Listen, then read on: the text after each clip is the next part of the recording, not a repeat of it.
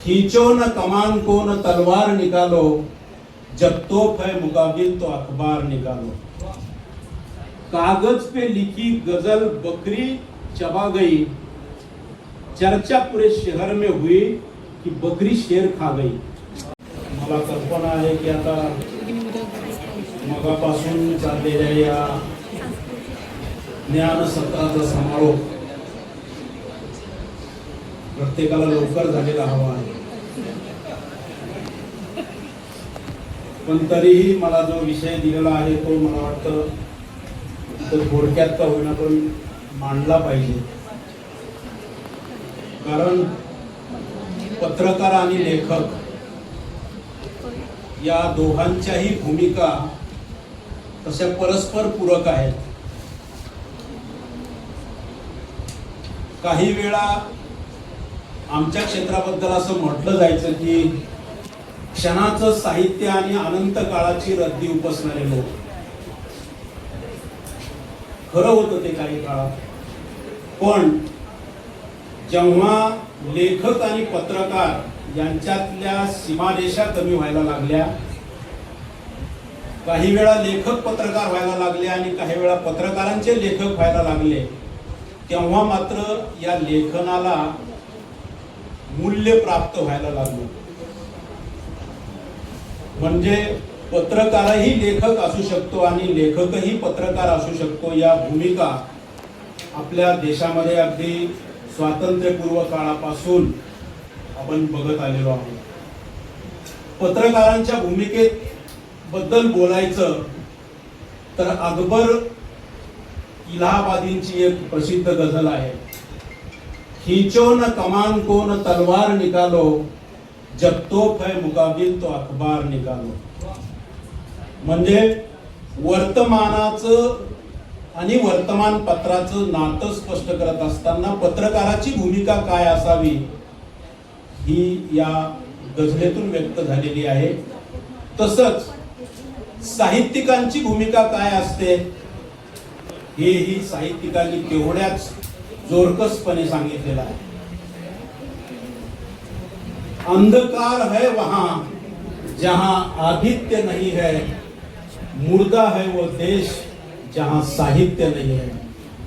म्हणजे एकाच वेळी पत्रकार आणि साहित्यिक यांचं समाजासाठी काय महत्व आहे हे अधोरेखित करणाऱ्या या दोन गझलेच्या माध्यमातून आपण समजून घेतलं पाहिजे की पत्रकार आणि लेखक एकमेकांना कसे पूरक ठरलेले आहेत। पूर्वी संपादक अग्रलेख लिहायचे, आता बऱ्याच वेळा परब सरांना माहित आहे, दशरथ परब सरांना माहित आहे की आता अग्रलेख लिहिलेच पाहिजे असं काही राहिलेलं नाही।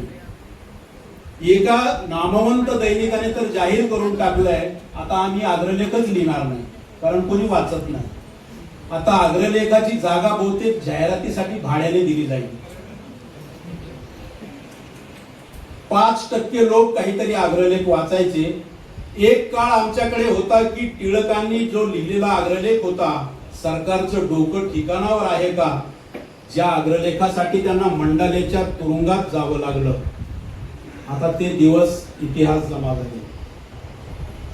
संपादकांच्या भूमिका कालांतराने कशा बदलत गेल्या त्याचं अलीकडचं उदाहरण म्हणजे नावच घ्यायचं झालं तर जगातलं, केवळ भारतातलं नव्हे, टाइम्स ऑफ इंडिया नावाचं वृत्तपत्र आपल्याला माहित आहे, जे जगातलं सर्वाधिक खपलं जाणारं वर्तमानपत्र आहे। त्याचे मालक समीर जैन यांना कोणीतरी विचारलं की वर्तमानपत्रात तुम्ही नेमकं काय देता, त्यांनी स्पष्टपणे सांगितलं, जाहिराती छापून जी जागा उरते तिथं आम्ही बातम्या देतो। म्हणजे बातम्यांचं आणि जाहिरातींचं नेमकं स्थान काय आहे ते त्यांनी स्वच्छपणे सांगून टाकलेलं आहे। अशा काळामध्ये संपादकांचं महत्व काय असेल हे आपण समजू शकतो। तरीही बिचारे संपादक लिहित आहेत। संपादकांना खूप गोष्टी मनाविरुद्ध कराव्या लागतात। आमचे राजू नाईक इथे आहेत, आम्ही आता म्हणतो की एखाद्याचं 12 आणि 13 आम्हाला सारख्याच उत्साहाने कव्हर करावं लागतं। त्यामुळं आमच्याकडे काय होतं की एकेकाळी वर्तमानपत्राची अशी जीवघेणी स्पर्धा होती की इतरांपेक्षा मी काय चांगलं देऊ शकेल, किती अद्ययावत देऊ शकेल याची स्पर्धा चालायची.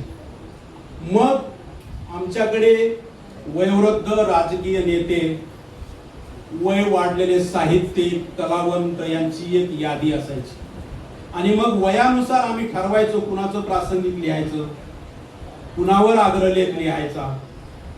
आधीच लिहून तयार असायचं. ऐनवेळी अर्ध्या रात्री गेला कोणी तर दुसऱ्या दिवशी आपल्याकडे आग्रहलेख असला पाहिजे. त्यामुळं बऱ्याचदा असं व्हायचं की आग्रहलेख लिहिणारा आधी जायचा आणि ज्याच्यावर लिहिला तो नंतर जायचा. हेही विनोद घडलेले आहेत.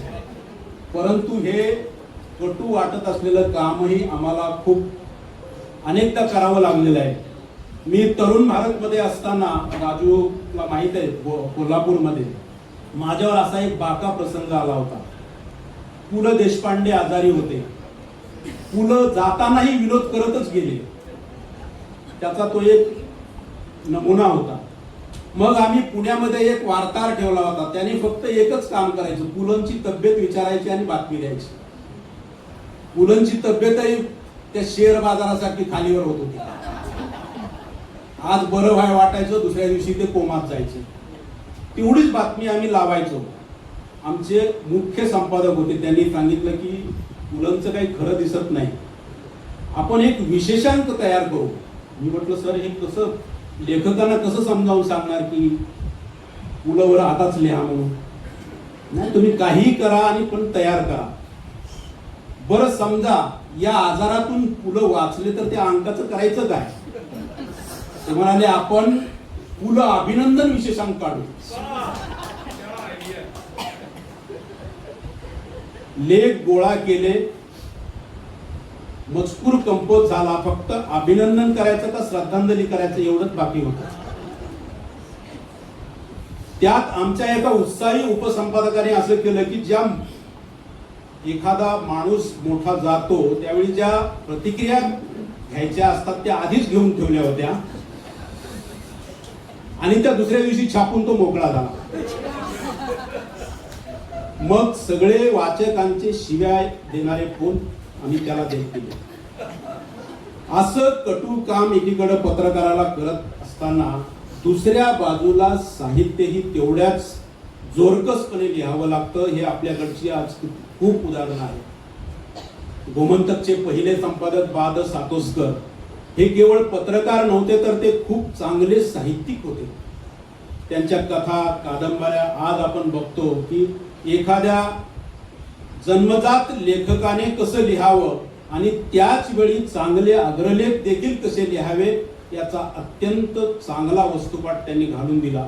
गोमंतकची ही परंपरा नंतर माधव गडकरी, नारायण आठवले, दत्ता सराफ या सगळ्या मंडळींनी, मग अलीकडची नावं घ्यायची तर विष्णू सूर्या वाघ, सुरेश नाईक, ही सगळी नवीन पिढी परत त्या आपल्या संपादकांच्या पूर्वसुरीची परंपरा पुढे चालू नेताना दिसते आहे.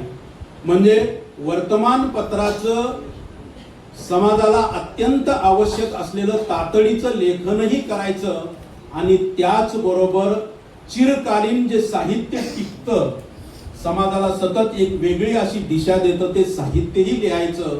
अशा प्रकारची दुहेरी कसरत साहित्यिक आणि पत्रकार या भूमिकेतून आज सर्वच जण करताना दिसत आहेत. आज खरं तर दुर्दैवाने कोविडच्या नंतर वर्तमानपत्रांचा जो काही प्रभाव होता तो ओसरत चाललेला आहे आणि आमच्या समोर पुन्हा एकदा चॅट जीपीटी, AI या सगळ्या कृत्रिम बुद्धिमत्तेचं नवं संकट येऊन उभं टाकलेलं आहे. चॅट जीपीटी माहिती आहे तुम्हाला, गोर्क माहित आहे, AI माहित आहे. आता आम्ही लेखक आणि पत्रकारांनी करायचं काय? एक ओळ लिहायची चॅट जीपीटी मध्ये, मला अमुक विषयावरची कविता लिहून दे. काही सेकंदात कविता तयार. मला 15 मिनिटाचं भाषण अमुक विषयावर दे, 2 मिनिटांमध्ये भाषण तयार. हे सगळं जर आमच्या समोर एवढं मोठं आव्हान असेल तर मग तुम्ही आम्ही रिटायर व्हायचं की काय करायचं? काळ मोठा कठीण आहे. म्हणजे वर्तमानपत्रा आजच्या समोर जशी आव्हानं आहेत तशी लेखक कवी म्हणून देखील तुमच्या आमच्या समोर फार मोठी आव्हानं आज उभी राहिलेली आहेत. मग या आव्हानांना आम्ही खरोखर तोंड देणार आहोत की त्याच्या पुढे पराभूत होणार आहोत, याचंही उत्तर मला वाटतं आपल्या प्रत्येकाच्या लेखनातून मिळणारच आहे. कारण आपलं लेखन हे काही केवळ AI आणि ChatGPT वरच आधारलेलं नाही, तर आम्हाला ज्या भावना आहेत त्या भावना कृत्रिम बुद्धिमत्ता असलेल्या यंत्रमानवामध्ये असणार नाही. हे भावनांचं जगच तुम्हा आम्हाला या पुढच्या काळातही जिवंत ठेवणार आहे. हे जग आज काय आहे? खरं तर या संदर्भात आणखी एका शायराने म्हटलं होतं, कागज पे लिखी गजल बकरी चबा गई, चर्चा पूरे शहर में हुई कि बकरी शेर खा गई. हा ज्या वातावरणात आज आम्ही आहोत, त्यामुळं आज आमच्या हातात स्मार्टफोन नावाचं एक अतिशय सुंदर अशा प्रकारचं यंत्र आहे, जे आम्हाला सगळ्या जगाशी कनेक्ट करत आहे. पण त्याचबरोबर तुमचा आमचा मेंदू, तुमची आमची सृजनशीलता देखील खाऊन टाकत आहे. एकाने त्याचं फार सुरेख वर्णन केलंय. आज त्याने म्हटलंय, आज आपण एकत्र असतो पण सोबत गप्पा नाही तर व्हॉट्सअप चॅटिंग चालू असतं. केमिस्ट्री नव्हे तर कॉमेंट असते, लव नाही तर लाईक असतं, थट्टा मस्करी ऐवजी अनफ्रेंड असतं. मुलं नको तर कॅन्डी क्रॅश सागा, टेम्पल रन आणि सबवे सर्फर्स असतात.